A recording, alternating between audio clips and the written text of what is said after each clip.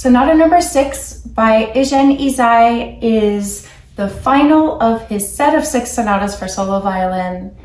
It's a culmination of everything he's explored up until that point with these sonatas, and it's a piece that when you open the volume, you think, because it has the shortest length, it has not so many pages, it might be the one that you want to tackle first. However, everyone who thinks that, who opens the volume and tries it, pretty quickly hits a roadblock, because even in the first couple of lines, the techniques are really advanced in ways that you don't expect just looking at the page. You see, okay, trill and chord. But soon you have 5-note chords. How many strings are there? 1, 2, 3, 4. So you have to start getting your mind around the fact that you are very quickly diving into something that may be slightly new territory. This looks like a sequence of 6. And it fits pretty well. But if you look at the hand position, this is basically the hand position. It lines up pretty straightforwardly.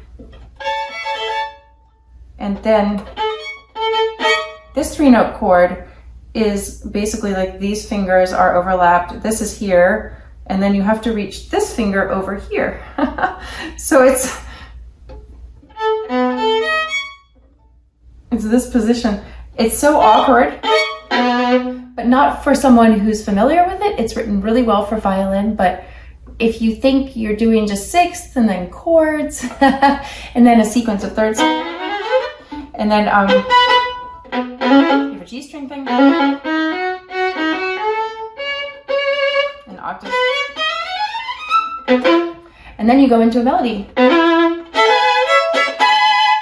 And it's got different hand positions. And you think because there's a rest between each phrase, it makes it easier, but actually it's just half of a breath and you dive into the next thing. It's almost harder than connecting it. So when I play it, I think of it all connected across the rests, as if it's one long sequence that continually evolves. And Ysaÿe does that, I think, to amp you up in a way, to have the energy to arrive at this first melody. With that sort of flair that you need to get through these particular early gestures, with that almost immediate drive.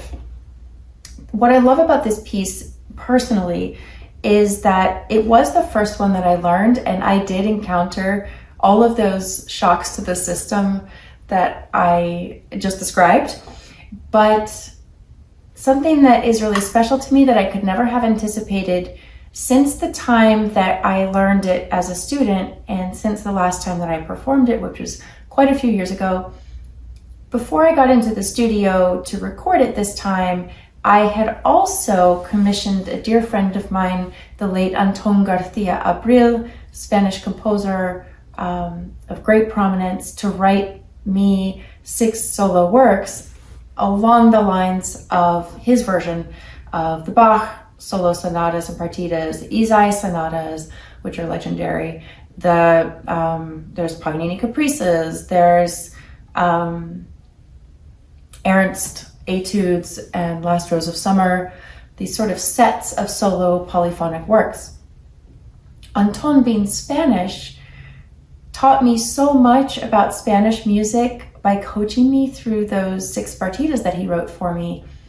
I didn't even realize I was getting a teaching in the course of it until I got to this sonata, which I recorded after Anton passed, and I miss him dearly. So it was really beautiful to realize that he planted a bit of a legacy for me to be able to carry on in how he taught me about his interpretation of the Spanish idiom, which is a big generalization. It's many, many, many idioms, but his particular Spanish musical heritage, which he was very proud of.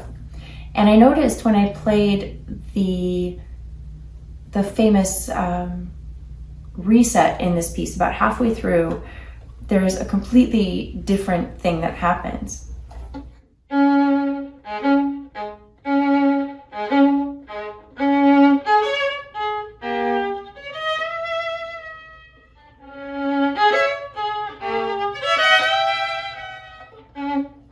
this sort of stylistic, but also very natural, very lilting rhythm. It's written like,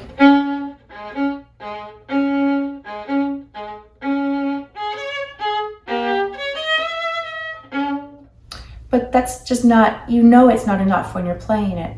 When you don't have the reference point, it's very hard to feel free enough to play it however occurs to you. And the reference point in this case is the dedicatee, Manuel Quiroga, who is a Spanish violinist who was a mentee of Ysaÿe.